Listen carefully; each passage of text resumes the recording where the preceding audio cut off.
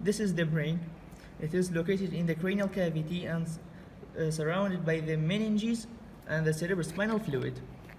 It consists of three parts: the forebrain, the midbrain, and the hindbrain. The forebrain consists of the cerebrum and the diencephalon, and the midbrain is alone, and the hindbrain consists of the cerebellum, the pons, and the medulla. So we will talk about the others in later videos, but now we'll only talk about the cerebrum, an overview of the cerebrum. So the cerebrum, as we said, it is surrounded by the meninges. In the superior view, we'll see this fissure. This is the longitudinal fissure. This longitudinal fissure takes the falx cerebri, which is thickening of the dura mater. So this was the longitudinal fissure, in the superior view. So the brain has a large surface area and in a small volume, so it has foldings. The foldings, these elevation of the foldings are known as the gyrus. These elevations are known as gyrus. And these depressions or grooves are known as the sulcus. So this is the sulcus. And by means of some important and major sulcus, we'll divide the cerebrum into some parts. So an important sulcus is this sulcus. Located in the lateral view, this is the central sulcus. The central sulcus, it's called central because it begins about 1 centimeter behind the midline. So this gyrus, located anterior to it, it's known as the precentral gyrus, and the sulcus anterior to this gyrus is the precentral sulcus. This is the precentral sulcus. This was the precentral gyrus.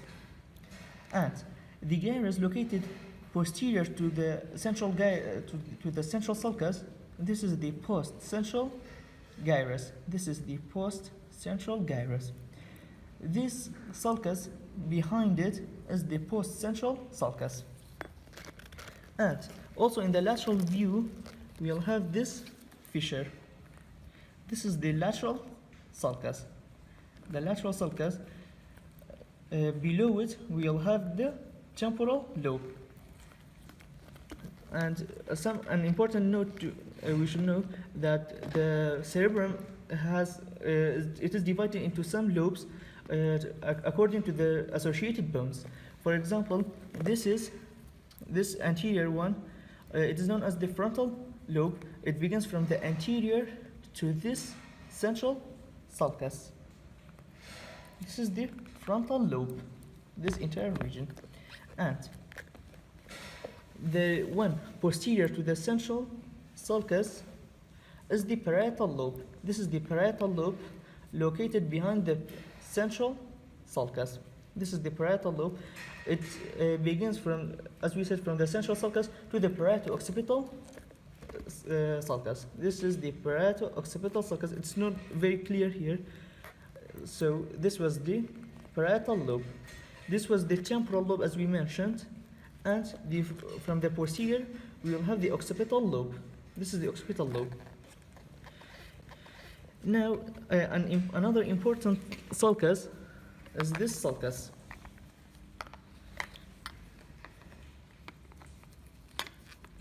This was from the medial view. This is the anterior, this is the posterior. So from the posterior, we have the parieto-occipital sulcus. This is the parieto-occipital sulcus.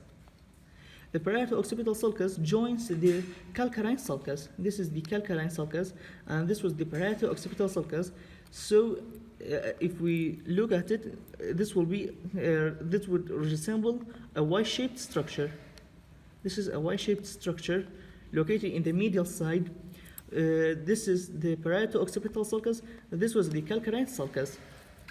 And also in the medial view, we have this corpus callosum. This large mass is the corpus callosum. It connects the two cerebral hemispheres. The sulcus above it is the callosal sulcus. This is the callosal sulcus. The gyrus above the corpus callosum is this cingulate sulcus, cingulate gyrus. This is the cingulate gyrus. And The sulcus above the cingulate gyrus is the cingulate sulcus. This is the cingulate sulcus. This is the cingulate sulcus. Also, if we now go to the inferior view of it,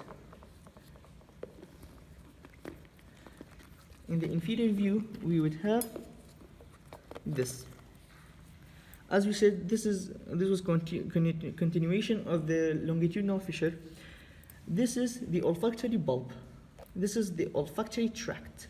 This white is the olfactory tract. Below or underneath the olfactory bulb and olfactory tract, we'll find a sulcus. This sulcus is the olfactory sulcus. Located medial to this olfactory sulcus, we'll see the gyrus rectus. This gyrus is known as the gyrus rectus. And lateral to it, these are the orbital gyri. These are the orbital gyri. And also an important thing in the inferior view is this parahippocampus gyrus. This is the parahippocampus gyrus, okay? And in this model it's more clear, but the parahippocampus gyrus, when it ends, its anterior end forms a hook-shaped structure known as the uncus. This is known as the uncus. This is the parahippocampus gyrus. In this other model, as we see, this was the calcarine sulcus. So this is below it is the parahippocampus gyrus. Its posterior part is known as the lingual gyrus. This is the lingual gyrus, and this is the uncus, its anterior extremity. And this sulcus, located lateral to it, is the collateral sulcus. This is the collateral sulcus. So this was the lateral view. As we said, we talked about the four lobes. This was the frontal, the parietal, the occipital, and the temporal. Some references say that when we unfold the lip of the temporal lobe, we'll see another structure, which some references call it as the fifth lobe of the cerebral hemisphere, which is known as the insula. This is when we unfold this part, we'll get this insula. This is the insula. It is not shown here, it is hidden, so when we unfold this part of the temporal lobe, we'll see it. As we said, this was the precentral gyrus, and this was the postcentral gyrus. So this precentral gyrus is responsible for motor coordination of the opposite side of the body. This precentral gyrus, and this postcentral gyrus is responsible for the sensation of the opposite side of the body. Another important area is this reddish area. It is located above the lateral sulcus, and it is in front of the precentral sulcus. This is known as a Broca's area. This area is devoted for motor speech coordination, so that when we speak, this part of the body, this Broca's area, is responsible. And another important thing is this superior temporal gyrus. This superior temporal gyrus is located directly below the lateral sulcus. So this was the lateral fissure or lateral sulcus. This was the superior temporal gyrus. This superior temporal gyrus is responsible for auditory sensation of the body. And